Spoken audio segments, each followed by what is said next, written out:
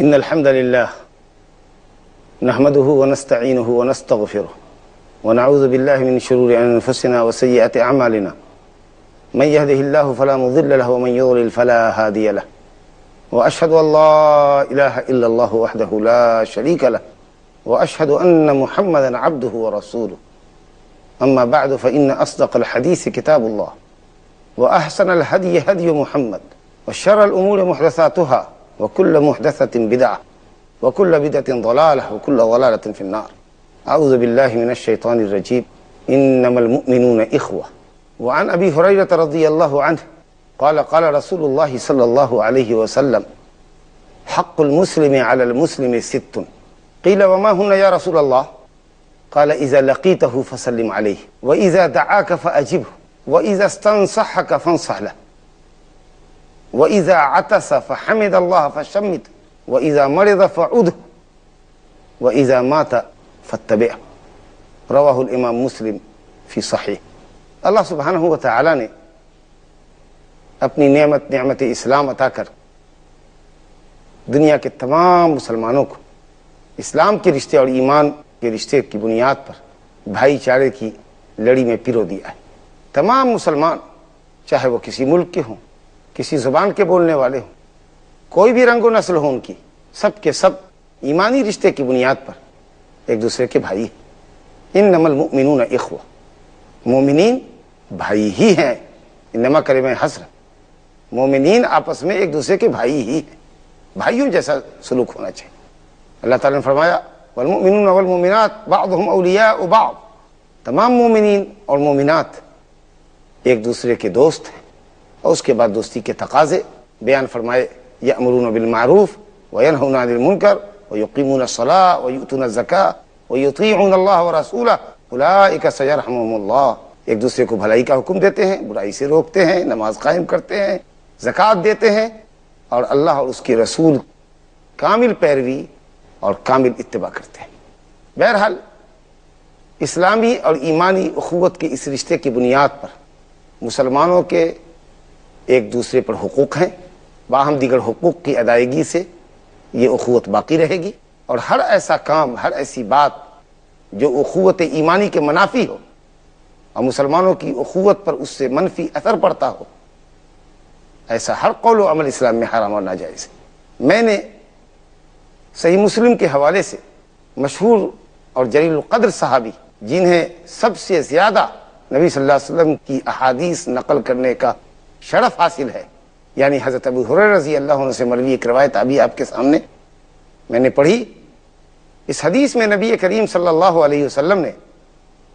مسلمانوں کے باہمی حقوق کا ذکر کیا ہے۔ یہاں 6 حقوق بیان کیے گئے ہیں، اور یہ نہایت تاکیدی حقوق ہیں۔ اگر کوئی مسلمان اپنے دوسرے مسلمان بھائی کے تئیں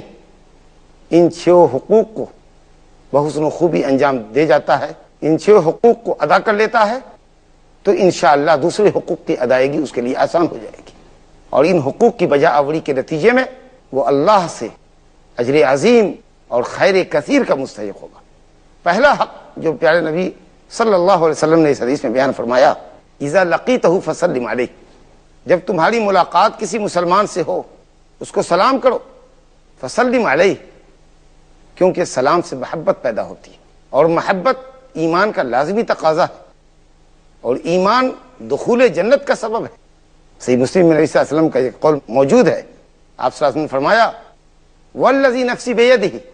لا تدخلوا الجنة حتى تؤمنوا ولا تؤمنوا حتى تحابوا اولا ادلکم علی شیء اذا فعلتموه تحاببتم افشوا السلام بینکم، قسم اس ذات کی جس کے ہاتھ میں میری جان ہے، ید مانے ہاتھ، قدرت نہیں، قدرت اللہ کی ایک صفت ہے، ید بھی اس کی ایک صفت ہے۔ اللہ سبحانہ و تعالیٰ کے اسماء و صفات پر ایمان رکھنا چاہیے، کسی طرح کی کوئی تعویل جائز نہیں، نہیں مانے کا انکار درست ہے، اور نہیں اللہ رب العالمین اپنی کسی صفت میں کسی مخلوق کے مشابہ۔ اللہ کے لیے ید ہے، ایسا ید جیسا کہ اس کی شان کو زیبا ہے۔ تو قسم اس ذات کی جس کے ہاتھ میں محمد صلی اللہ علیہ وسلم کی جان ہے، تم جنت میں داخل نہیں ہو سکتے جب تک کہ ایمان نہ لے آؤ، مومن نہ بنو، اور تم مومن نہیں بن سکتے جب تک کہ تم ایک دوسرے سے محبت نہ کرو۔ گویا محبت ایمان کا لازمی تقاضا، اور ایمان جنت میں داخل ہونے کا لازمی سبب۔ نبی صلی اللہ علیہ وسلم فرما رہے ہیں اولا ادلکم علی شیء اذا فعلتموہ تحاببتم، کیا میں تم کو کوئی ایک ایسی چیز نہ بتاؤں کہ تم اگر اسے کرنے لگو تو آپس میں محبت پیدا ہو جائے؟ صحابہ نے کہا ہوگا یقیناً، ضرور بتائیے، سبب محبت ضرور بتائیے۔ تو آپ نے فرمایا افشوا السلام بینکم، آپس میں سلام کو رواج دو، سلام کو پھیلاؤ، ایک دوسرے پر سلام کرو۔ نبی کریم صلی اللہ علیہ وسلم سے پوچھا گیا، صحیحین کی روایت ہے،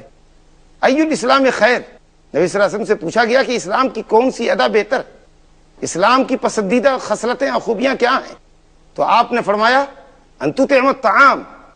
وتقرأ السلام علی من عرفت ومن لم تعرف، لوگوں کو کھانا کھلاؤ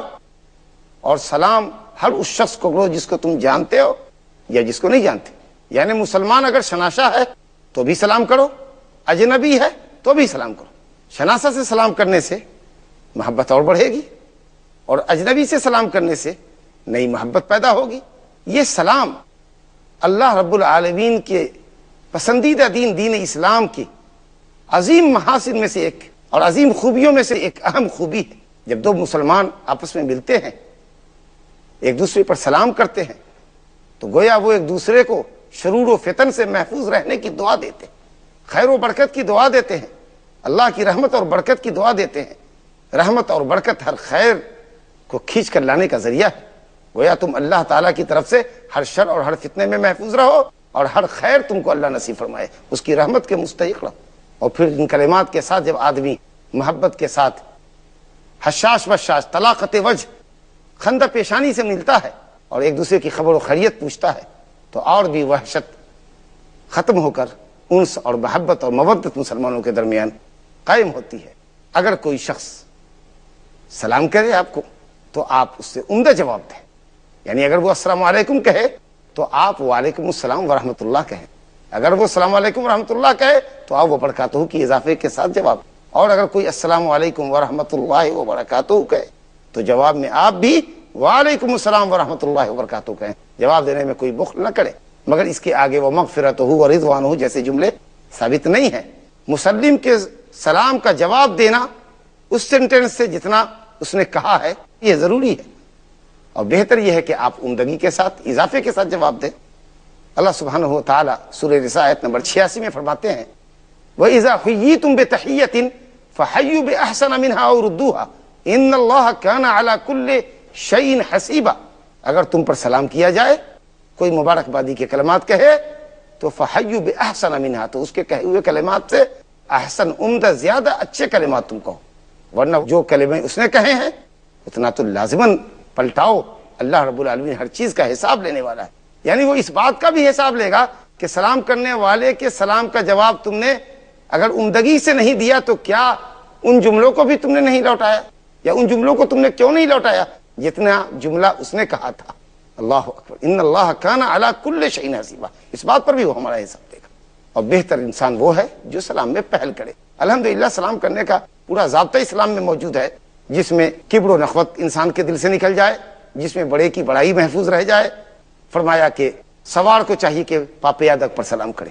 تاکہ سوار کے اندر فخر و غرور نہ ہو۔ اسی طرح کھڑے کو چاہیے کہ بیٹھے ہوئے شخص پر سلام کرے، بچے کو چاہیے کہ بڑے پر سلام کرے، چھوٹی جماعت کو چاہیے کہ بڑی جماعت پر سلام کرے۔ اور اگر دو آدمی ایک ہی عمر کے،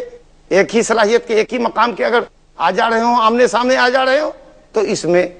کم فضل والے کو، کم علم کو چاہیے کہ وہ بڑے فضل والے اور بڑے علم والے پر سلام کریں، علم و فضل کے احترام میں۔ اللہ سبحانہ و تعالی سورہ نساء آیت نمبر 86 میں فرماتے ہیں وَإِذَا حُيِّيتُم بِتَحِيَّةٍ فَحَيُّوا بِأَحْسَنَ مِنْهَا أَوْ رُدُّوهَا إِنَّ اللَّهَ كَانَ عَلَى كُلِّ شَيْءٍ حَسِيبًا، اگر تم پر سلام کیا جائے، کوئی مبارکبادی کے کلمات کہے تو فَحَيُّوا بِأَحْسَنَ مِنْهَا، تو اس کے کہے ہوئے کلمات سے احسن، عمدہ، زیادہ اچھے کلمات تم کہو، ورنہ جو کلمے اس نے کہے ہیں اتنا تو لازماً پلٹاؤ۔ اللہ رب العالمین ہر چیز کا حساب لینے والا ہے، یعنی وہ اس بات کا بھی حساب لے گا کہ سلام کرنے والے کے سلام کا جواب تم نے اگر عمدگی سے نہیں دیا تو کیا ان جملوں کو بھی تم نے نہیں لوٹایا، یا ان جملوں کو تم نے کیوں نہیں لوٹایا جتنا جملہ اس نے کہا تھا۔ اللہ اکبر، ان اللہ کان علی کل شیء حسیبا، اس بات پر بھی وہ ہمارا حساب دے گا۔ اور بہتر انسان وہ ہے جو سلام میں پہل کرے۔ الحمدللہ سلام کرنے کا پورا ضابطہ اسلام میں موجود ہے، جس میں کبر و نخوت انسان کے دل سے نکل جائے، جس میں بڑے کی بڑائی محفوظ رہ جائے۔ فرمایا کہ سوار کو چاہیے کہ پاپے ادب پر سلام کرے تاکہ سوار کے اندر فخر و غرور نہ ہو۔ اسی طرح کھڑے کو چاہیے کہ بیٹھے ہوئے شخص پر سلام کرے، بچے کو چاہیے کہ بڑے پر سلام کرے، چھوٹی جماعت کو چاہیے کہ بڑی جماعت پر سلام کرے۔ اور اگر دو آدمی ایک ہی عمر کے، ایک ہی صلاحیت کے، ایک ہی مقام کے اگر آ جا رہے ہوں، آمنے سامنے آ جا رہے ہوں، تو اس میں کم فضل والے کو، کم علم کو چاہیے کہ وہ بڑے فضل والے اور بڑے علم والے پر سلام کریں، علم و فضل کے احترام میں۔ لوگ عام طریقے سے سلام آج کل کرتے ہیں تو زبان سے سلام کا کلمہ شاید بولتے کہ نہیں بولتے، اشاروں میں سلام کرتے۔ اشارے سے سلام کرنا اسلام میں منع ہے، الا یہ کہ آدمی مسلم علیہ جس پہ آپ سلام کر رہے ہیں یا جس کو سلام کہہ رہے ہیں وہ بہرا ہے، نہیں سن سکتا، یا بہت دور ہے جہاں تک آپ اپنی آواز پہنچا نہیں سکتے، تو آپ زبان سے بھی السلام علیکم ورحمۃ اللہ وبرکاتہ یا السلام علیکم جو کہہ سکتے ہیں آپ کہیے، اور پھر اشارہ کیجیے تاکہ مسلم علیہ آپ کے سامنے والے کو سمجھ میں آئے کہ آپ سلام کہہ رہے ہیں۔ سلام ایک مرتبہ کافی ہے۔ سلام استئذان، کسی کے گھر جانا ہو، اجازت لینا ہے، سلام کرنا ہے، تو ایسی صورت میں 3 مرتبہ اجازت، 3 مرتبہ سلام ہے۔ اگر جواب گھر سے نہ ملے واپس آ جائیے، ٹھٹک کے دروازے پہ کھڑے مت ہوئیے۔ سلام استئذان 3 مرتبہ ہے۔ سلام تحیہ جو ملاقات کے وقت ایک دوسرے سے کرتے وہ صرف 1 مرتبہ کافی ہے، الا یہ کہ آپ کو یہ احساس ہو کہ شاید مسلم علیہ نے آپ کے سامنے والے شخص نے جس کو آپ نے سلام کیا کسی کام میں مشغول ہونے کے سبب آپ کا سلام نہیں سنا، تو آپ اس کو دوبارہ بھی کر سکتے ہیں، لیکن عام طریقے سے 1 مرتبہ سلام کافی ہوگا۔ دوسرا حق جو اس حدیث کے اندر بیان کیا گیا ہے وہ یہ ہے کہ وَإِذَا دَعَاكَ فَأَجِبْهُ، جب کوئی مسلمان تم کو دعوت دے، کھانے کی دعوت دے، اپنے گھر بلائے یا کسی دعوت کے وینو میں بلائے مقام دعوت پر، اب کوئی عذر شرعی مانے نہ ہو تو مسلمان کی دعوت قبول کرو۔ ایک مسلمان نے دعوت دے کر آپ کی تکریم کی تو آپ اس کی دعوت قبول کر کے، دعوت میں شرکت کر کے اس کی دل جوئی کیجیے۔ اور جب ولیمے کی دعوت ہو، شادی بیاہ کے بعد کی جو دعوت ہوتی ہے شکرانے کی، تو دعوت تاکیدی دعوت ہے۔ بعض روایتوں میں ولیمے کی دعوت کے ساتھ نے فرمایا اذا دعا احدکم الی الولیمہ فلیاتیھا، وہ آئے۔ اور ایک روایت میں نبی صلی اللہ علیہ وسلم فرمایا من لم یجب الدعوہ فقد عصی اللہ ورسولہ، مسند احمد کی روایت ہے، صحیح سند ہے، کہ اگر کوئی شخص کسی مسلمان کی دعوت نہیں قبول کرتا تو گویا اس نے اللہ اور اس کے رسول کی نافرمانی کی۔ اس سے بعض علماء نے استدلال کیا ہے کہ دعوت قبول کرنا واجب ہے، الا یہ کہ کوئی شرعی موانع ہو، رکاوٹ ہو۔ مثال کے طور پر جس مقام پر دعوت ہو رہی ہے آپ وہاں گئے، ناچ گانے کی مجلس ہے، میوزک بجائی جا رہی ہے، عورتوں مردوں کا بے باکانہ اختلاط ہے، اس طرح کی خلاف شرع حرکتیں دیکھنے میں آ رہی ہیں، تو آپ نصیحت کیجئے، ازالہ منکر کی کوشش کیجئے۔ اگر لوگ منکر سے باز آ جاتے ہیں تو الحمدللہ شریک ہو کر کھانا تناول کیجئے، ورنہ واپس آ جائیے۔ اور جب آپ دعوت کھا لیں تو پھر دعوت دینے والے کے حق میں دعا کیجئے، جس کا کھانا کھایا ہے آپ اس کے حق میں دعا کیجئے۔ پہلے تو اللہ کی تعریف کیجئے، اس اللہ کی جس نے آپ کو کھلایا پلایا، اور پھر دعوت دینے والے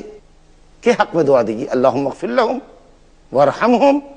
وبارک لہم فیما رزقتہم، صحیح مسلم کی روایت ہے، یا اللہم اطعم من اطعمنا واسق من سقانا، یہ بھی مسلم کی روایت ہے، افطر عندکم الصائمون واکل طعامکم الابرار وصلت علیکم الملائکہ۔ یہ دعا میں نے اس مقام پر اس لیے ذکر کی ہے کہ کچھ لوگ یہ سمجھتے ہیں کہ یہ صرف اس شخص کے لیے ہے جو کسی کے گھر جا کر افطار کرے، روزے دار اگر کسی کے یہاں افطار کرے تو یہ دعا دے، افطر عندکم الصائمون کا لفظ آیا اس لیے کہ تمہارے پاس افطار کرنے والوں نے افطار کیا، روزے داروں نے افطار کیا۔ اصل میں یہ دعائیہ کلمہ ہے کہ تم نے آج ہم کو کھلایا، اللہ تعالیٰ کل تم کو اس بات کی توفیق دے کہ تم روزے داروں کو بھی افطار کراؤ اور روزے کا ثواب اس طرح بھی حاصل کر سکو۔ اس سلسلے میں امام البانی رحمۃ اللہ علیہ نے آداب الزفاف کے اندر نفیس علمی بحث حاشیے میں کی ہے۔ بہرحال اگر شرعی موانع نہیں ہو تو دعوت قبول کرنی چاہیے،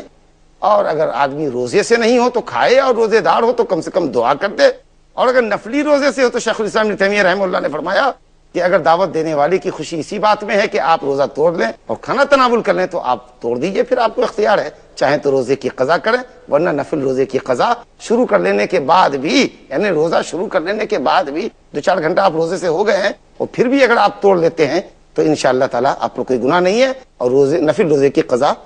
اہل علم کے راجح قول کے مطابق ضروری نہیں ہے۔ تیسرا حکم جو پیارے مصطفیٰ صلی اللہ علیہ وسلم نے اس حدیث میں فرمایا ہے، وَإِذَا اسْتَنصَحَكَ فَانصَحْ لَهُ، اگر کوئی شخص کسی معاملے میں آپ پر اعتماد کر کے آپ سے مشورہ چاہتا ہے، خیر کا مشورہ لیتا ہے، خیر خواہی کے لیے آیا ہے تو آپ اس کو مفید مشورہ دیجیے، وہی مشورہ دیجیے، اسی کام کا مشورہ دیجیے جو کام آپ اپنے لیے پسند کرتے ہیں۔ کوئی غش اور کوئی دھوکہ مت کیجیے، کوئی چیٹنگ مت کیجیے۔ نبی نے فرمایا من غشنا فلیس منا، جو دھوکے باز ہے وہ ہمارا نہیں ہے۔ کس قدر سخت وعید ہے۔ کام اگر نفع کا ہو، منافع اور مصالح بیان کیجیے، اگر اس کام میں جس کی وہ آپ سے رائے لے رہا ہے نقصانات کے پہلو ہیں تو آپ نقصان سے واضح کیجیے، اس کو منع کیجیے کہ یہ کام مت کرو، اور اگر مصالح اور مفاسد دونوں ہیں تو آپ منفعت اور مفسدت، نفع اور نقصان دونوں باتوں کو اس کے سامنے رکھیے، موازنہ کر دیجئے، دونوں کے درمیان کمپیریزن کر کے موازنہ کر کے بتائیے کہ کس حد تک کتنا پرسنٹ نفع ہے وہ کتنا پرسنٹ نقصان ہے۔ یہ ایک مسلمان پر، ایک مسلمان کے تئیں واجب ہے، چہ جائے کہ جب وہ آپ سے خیر طلب کرے، خیر خواہی کے لیے آیا ہے، آپ سے مشورہ لے رہا ہے، چاہے معاملات کے سلسلے میں ہو، کاروباری شراکت کے سلسلے میں ہو، بیٹی بیاہنے کے سلسلے میں ہو، کسی خاتون سے شادی کرنے کا معاملہ ہو، اس کا اگر وہ مشورہ آپ سے لیتا ہے بالکل صحیح مشورہ دیجئے۔ اور ایسے موقع پر اگر کچھ بات آپ کہتے بھی ہیں ایسی جو لگتا ہے کہ شاید غیبت ہو جائے گی، مثلا فلاں کے یہاں اپنی بیٹی بیاہنا چاہتا ہوں، کروں کہ نہیں کروں، اور آپ دیکھ رہے ہیں کہ جس شخص سے اپنی بچی کا یہ رشتہ کرنا چاہتا ہے وہ آدمی ٹھیک نہیں ہے، تو آپ منع کیجئے کہ مت کرو، اس آدمی کے اندر یہ ہے، یہ خرابی ہے، یہ غیبت نہیں ہوگی، یہ عین خیر خواہی ہوگی۔ جیسا کہ نبی صلی اللہ علیہ وسلم نے فاطمہ بنت قیس کو کہا تھا کہ ایک تو لٹھمار ہے یا ہمیشہ سفر کرتا ہے، کندھے پر ہمیشہ لاٹھی اور اس کا بیگ جھولا ٹنگا رہتا ہے باہر جانے کے لیے، اور دوسرے کو کہا کہ رجل شحیح، بخیل شخص ہے۔ تو یہ خیر خواہی کا تقاضا ہے، مسلمانوں کو چاہیے کہ اس معاملے میں بھی پوری خیر خواہی برتیں اور کسی طرح سے غش اور خیانت نہ کریں۔ اور چوتھی بات جو نبی صلی اللہ علیہ وسلم نے اس حدیث میں فرمایا کہ وَإِذَا عَطَسَ فَحَمِدَ اللَّهَ فَشَمِّتْهُ، جب ایک آدمی چھینکے اور الحمدللہ کہے تو مسلمان کو چاہیے کہ چھینکنے والے کے الحمدللہ کا جواب دے، یعنی یرحمک اللہ کہے، یرحمک اللہ، اللہ تم پر رحم کرے، تم نے اللہ کی تعریف کی، اللہ تم پر رحم کرے۔ اور پھر چھینکنے والے کو چاہیے کہ اپنے اس مسلمان کے حق میں جس نے اس پر رحمت کی دعا کی ہے دعا دے، یہدیکم اللہ ویصلح بالکم، اللہ تمہاری ہدایت فرمائے اور تمہارے معاملات کو، تمہارے احوال کو درست کر دے۔ چھینکنا ایک بہت بڑی نعمت ہے۔ چھینک جو انسان کو آتی ہے تو ریلیکس محسوس کرتا ہے انسان، ہوا جسم کے اندر، اجزائے بدن کے اندر محبوس ہوتی ہے، آدمی پریشان ہوتا ہے، سر بوجھل ہوتا ہے۔ جب چھینک آتی ہے پوری باڈی میں ایک زلزلہ آتا ہے، انسان راحت کی سانس لیتا ہے، اور اللہ کے فضل و کرم سے کوئی نس کسی نس پہ نہیں چڑھتی، کہیں کی کوئی ہڈی چھٹکتی نہیں، اور اس طریقہ سے آدمی علی حال ہی ہوتا ہے، پہلے کسی حالت پہ ہوتا ہے اور عافیت اور راحت محسوس کرتا ہے، تو اس کو چاہیے کہ اس نعمت پر اللہ رب العالمین کی شکر گزاری کرے، الحمدللہ کہے، اور سننے والے کو چاہیے کہ یرحم اللہ کہے۔ اگر کوئی شخص چھینکے، اس کو چھینک آئے اور وہ الحمدللہ نہ کہے تو یقیناً وہ اپنے مسلمان بھائی کی جانب سے یرحمک اللہ کی دعا کا مستحق نہیں ہوتا، اور اس طریقے سے وہ اپنی حرمان نصیبی پر خود کو ملامت کرے، کیونکہ اس نے دو نعمتیں ایک ساتھ فوت کی۔ الحمدللہ کہتا تو ثواب پاتا، اللہ کی شکر گزاری ہوتی، اس سے بھی محروم رہا، اور پھر مسلمان کی دعا جو یرحمک اللہ کی شکل میں اس کو ملتی، اس سے بھی محروم رہا۔ پانچویں چیز جو مصطفیٰ صلی اللہ علیہ وسلم نے اس حدیث میں فرمائی ہے کہ وَإِذَا مَرِضَ فَعُودْهُ، ایک مسلمان کا حق دوسرے مسلمان پر یہ ہے کہ جب کوئی بھائی مسلمان بیمار ہو تو اس کی عیادت کو جائے، بیمار پرسی کو جائے، اور خاص کہ جب مریض قرابت مند ہو، رشتہ دار ہو، تو اور بھی یہ حق زیادہ موقع ہوتا ہے، بڑا ثواب ہے اس کا۔ ایک شخص جب زیارت کرتا ہے کسی مسلمان کی، کسی بیمار کی بیمار پرسی کے لیے جاتا ہے، تو حدیث قدسی ہے، اللہ تعالیٰ فرماتا ہے زورتا طبتا وطاب ممشاک وتبوأت منزلک فی الجنہ، تو پاکیزہ ہے، تیرا چلنا پاکیزہ ہوا اور تو نے اپنا ٹھکانہ جنت میں بنایا۔ ایک شخص صبح جاتا ہے کسی کی عیادت کے لیے، شام تک اللہ کے فرشتے رحمت و برکت کی دعا اور مغفرت کی دعا اس کے حق میں کرتے ہیں۔ شام میں کسی کی عیادت کو جاتا ہے، صبح تک گویا کہ وہ فرشتوں کی دعا کا مستحق ہوتا ہے، اللہ رب العالمین کی رحمت کے اندر ہوتا ہے۔ تو مریضوں کی عیادت کرنی چاہیے، اور مسلمان کا یہ حق مسلمان پر ہے، اور اس کی عیادت خاص طریقے سے کرنی چاہیے۔ پڑوس میں اور بھی دوسرے لوگ ہوں تو آپ ان کی عیادت کو بھی جا سکتے ہیں، دوسرے لوگوں کی بھی آپ عیادت کر سکتے ہیں، منع نہیں ہے، اسلام کا اخلاق ہے، آپ غیر مسلموں کی بھی عیادت کر سکتے ہیں، اور کرنی چاہیے، ڈھارس بتانا چاہیے۔ جب آپ مریضوں کے پاس جائیں تو دعا دیں اور اس کے غم کو ہلکا کریں، عافیت کی، صحت کی بشارت دیں۔ ماشاء اللہ آپ اچھے ہو رہے ہیں، آپ کے چہرے پر صحت کے آثار نمایاں ہیں. اس طرح کے کلمات کی یہی فعال ہے. الفال الکلمۃ الحسنہ، وہ فعال نہیں جو لوگ جا کر پیشہ وروں کے یہاں کھلواتے ہیں اور قسمت کا حال معلوم کرواتے ہیں. قسمت کا حال تو صرف اللہ کو معلوم. فعال سے مراد الکلمۃ الطیبہ، اچھی بات کہنا سامنے والا جس سے خوش ہو جائے. کوئی سفر کر رہا ہے کہیے جاؤ سلامتی کے ساتھ واپس آؤ. کوئی ڈسا ہوا انسان ہے، سانپ کا ڈسا ہوا ہے، آپ اس کو کہیے سلیم، صحت یاب ہو جاؤ گے، محفوظ رہو گے، خوش ہو جائے گا. کوئی بیمار ہے، زندگی کے آثار مٹ چکے ہیں، لیکن آپ کہیے کہ ماشاءاللہ زندگی کے آثار، صحت کے آثار چہرے پر نمایاں ہیں، مریض کا دل بہل جائے گا. تو اس طرح کے کلمات کہنے چاہیے، خیر کی وصیت کرنی چاہیے، توبہ اور اللہ کی طرف رجوع کرنے کی تلقین کرنی چاہیے،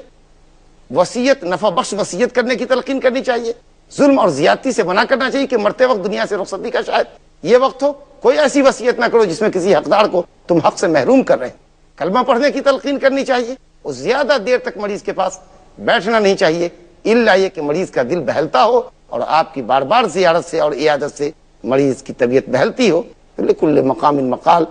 کے تحت ہر جگہ کے لیے، ہر موقع کے لیے الگ الگ معاملہ ہوتا ہے. آپ زیادہ دیر تک بیٹھ بھی سکتے ہیں اور بار بار اس کی عیادت کو بھی جا سکتے ہیں. اور چھٹا اور آخری حق جو اس حدیث کے اندر بیان کیا گیا، جو ایک مسلمان کا اس کی زندگی سے چل چلاؤ کے وقت، رخصتی کے وقت، موت کے بعد آخری حق ہے کہ جب کوئی مسلمان مر جائے تو اس کے جنازے میں جاؤ اور اس طریقے سے جنازہ پڑھ دو، دفن تک شریک رہو، مٹی دے کر دعائی استقامت کر کے کہ ابھی وہ قبر میں منکر نکیر کے سوالات کے جواب سے گزرے گا، اللہ اس کو ثابت قدم رکھے، یہ دعا کر کے وہاں سے لوٹو تو 2 قیرات پاؤ گے. اگر کوئی صرف جنازہ پڑھ کے لوٹتا ہے تو 1 قیرات، اور دفن کر کے لوٹتا ہے تو 2 قیرات. قیرات تو بہت چھوٹا وزن ہے، لیکن اللہ رب العالمین اس قیرات کو جبل عظیم، بڑے پہاڑ کی شکل میں تبدیل کر دے گا قیامت کے دن. اس طریقہ سے ایک آدمی کسی مسلمان کے جنازے میں جا کر اس مرنے والے کے ساتھ حق ادا کرتا ہے، اللہ کا حق ادا کرتا ہے، کیونکہ یہ جنازہ صلاۃ جنازہ ہے، ثواب کا مستحق ہوتا ہے، عبادت ہے. جنازے کی شرکت اللہ کا حق ادا کر رہی ہے، جنازے کی شرکت سے اس مردے کا حق ادا ہوتا ہے، اور جنازے کی شرکت سے اس میت کے زندہ رشتہ داروں کا بھی حق ادا ہوتا ہے. اللہ رب العالمین سے دعا ہے کہ وہ اس حدیث کے اندر، اس جامع حدیث کے اندر جو حقوق المسلم 6 حقوق مسلم پر مشتمل ہے، ان حقوق کے ساتھ دیگر حدیثوں کے اندر جو مسلمانوں کے حقوق بیان کیے گئے ہیں، اللہ تعالی ہم مسلمانوں کو ایک دوسرے کے تئیں حقوق کو بحسن و خوبی انجام دینے کی توفیق عطا فرمائے اور اسلامی اخوت کو مضبوط سے مضبوط تر فرمائے. انہ تعالی رؤوف الرحیم. وصلی اللہم وسلم علی عبدک ورسولک نبینا محمد وعلی آلہ وصحبہ اجمعین والحمد للہ رب العالمین. والسلام علیکم ورحمۃ